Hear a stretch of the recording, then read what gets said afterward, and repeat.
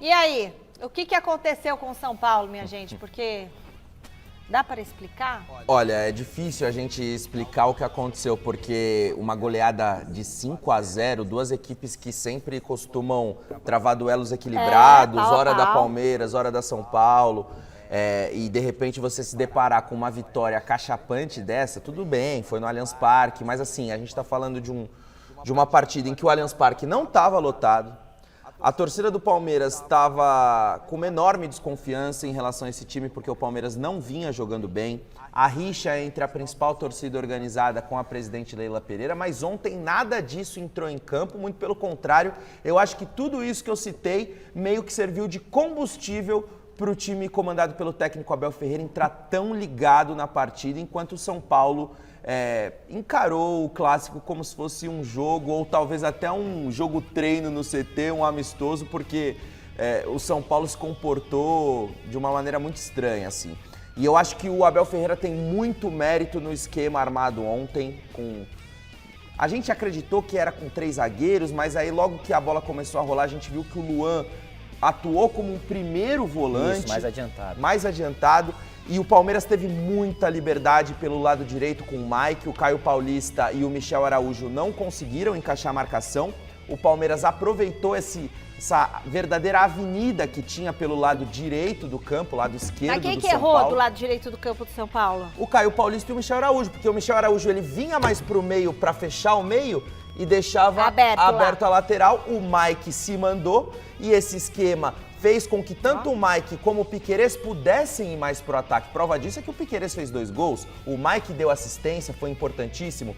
O gol do Richard Rios foi anulado, só que poucos minutos depois o Palmeiras abriu o placar com a mesma jogada pelo lado direito. Não resolveram o São problema. Paulo estava perdido, não conseguiu encaixar a marcação e assim, erros técnicos, falta de intensidade na marcação. Eu acho que o São Paulo sentiu muito a falta do Pablo Maia, que é o pitbull no meio-campo da equipe. O Caleri. E o Gabriel Neves foi substituído antes do intervalo pela falta de intensidade, pela falta de pegada, não conseguiu marcar, não conseguiu jogar. Então... Tá de férias já o São Paulo. Então, esse foi o problema, Michel. Você falou tudo, você Tá de matou. O férias. São Paulo entrou de férias nesse jogo, gente. Um absurdo que o São Paulo fez com o torcedor são paulino ontem. Perdeu um clássico, é normal, acontece agora de 5. O São Paulo, agora eu falei igual o Jorge Jesus, mas 5? Com fraturas. Gente, não pode isso, cara. O São Paulo não é porque ganhou a Copa do Brasil que vai largar. Não pode largar desse jeito. E ainda perdeu o Lucas. Perdeu o Lucas, lesionado, depois a gente vai falar um pouquinho mais disso.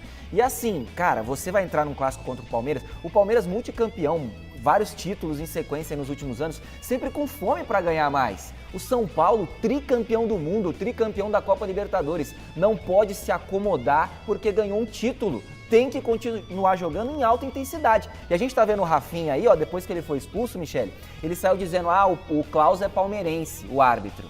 Ô Rafinha, pelo amor de Deus, cara, você é experiente, vivido, quase 40 anos de idade. Sabe, o jogador, Michele, ele tem que ser profissional.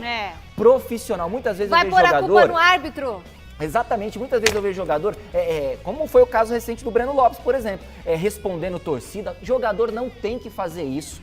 Não tem que fazer o que o Rafinha fez, porque o jogador é profissional. É isso mesmo. Ele trabalha com isso, esse é o trabalho dele. O Rafinha não pode vir, depois que ele é expulso, e falar um negócio desse. Ele joga a culpa pro árbitro. O São Paulo perdeu de 5, gente, não perdeu de 1 nem 2. O Rafinha, ele foi beneficiado pela arbitragem. Era pra ele ter sido expulso no primeiro tempo. Ele agrediu o Breno Lopes de mão fechada. E o árbitro só deu cartão amarelo. Então, quer dizer, como é que faz? E não foi só o Rafinha, o Luciano entrou super esquentado, arrumou confusão, o Nestor chegou a discutir, enfim, vários jogadores do São Paulo mostrando um desequilíbrio mental muito grande, muito grande. Bom, e aí o Palmeiras? Olha, a gente percebeu uma coisa ontem no jogo, que essa pressão toda de fora... Fez bem pro Palmeiras. Fez bem, não afetou a equipe. O Palmeiras é um time acostumadíssimo, né, Michele? Com pressão, por resultados, é um time que tem um orçamento muito grande, então vem ganhando nos últimos tempos, aí, nos últimos anos, muitos títulos. E esse elenco do Abel, ele psicologicamente é muito bem trabalhado pelo técnico português, então assim, eles sabem lidar com esse tipo de pressão. O Palmeiras não vinha jogando bem, o Abel sabe disso, ele já externou isso, e agora ele acha um jeito diferente do time jogar, né, com 3 zagueiros, o Luan um pouco mais adiantado, dá certo contra o Coritiba e dá muito certo contra o São Paulo.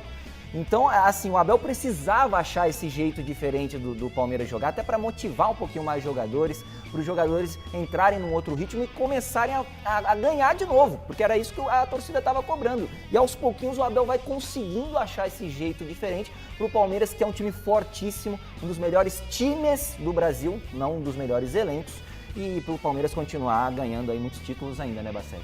Eu tiro meu chapéu pro Abel Ferreira e para toda a gestão do Palmeiras, porque depois da eliminação na Libertadores, muita gente questionou as escolhas do Abel Ferreira, disseram que o Palmeiras tinha que ter entrado em campo com a escalação usada no segundo tempo, aí o Palmeiras enfrenta o Santos com essa escalação que todo mundo pediu e perde. E o Abel Ferreira sempre muito convicto de suas escolhas, independentemente das críticas, independentemente da pressão ou dos resultados. E foi exatamente isso que ele relatou ontem na coletiva. Vocês pediram tal escalação, eu coloquei, o Palmeiras perdeu. Hoje eu montei um esquema diferente, fui lá e ganhei do São Paulo, fui lá e ganhei do Coritiba, enfim. Ele sabe o que faz. Então, gente, deixa o homem trabalhar. É um dos melhores que nós temos hoje no futebol brasileiro. Está fazendo história no Palmeiras, talvez seja o maior treinador da história do clube, então a torcida tem que ser um pouquinho menos corneta. É ranheta, né? Mas é bom, Ô, diretor, ontem a gente fez o que é melhor aqui e deu que o Dorival Júnior era melhor que o Abel Ferreira.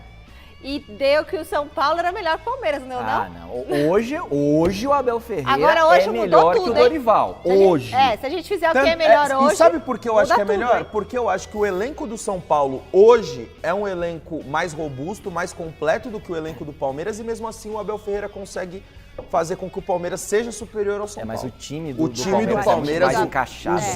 Os 11, o time do Palmeiras é melhor. Agora, o elenco do São Paulo eu acho melhor do que o do Palmeiras. Não. Elenco, não o time. Elenco. Ai, confusão. O Dorival olha pro banco, ele tem mais opções. 5-0. Cara, eu não acho. Tem um assunto que tá... Não acha, Zé? Não. Eu acho que falta muita coisa nesse elenco do São Paulo aí. Pra Libertadores do ano que vem vai ter que reforçar bem. Nossa, bem. Mas a gente reforça que o São Paulo ontem não teve Arboleda, não teve Caleri, não teve Pablo Maia, não teve Luan, não teve Igor Tudo bem, mas se Vinícius, não joga o Galopo. Pablo Maia, não tem um reserva. Muita gente tava fora. O diretor tá falando o diretor aqui nas já minhas tá orelhas. me dando bronca. Deixa eu seguir. Tem um assunto que tá virando...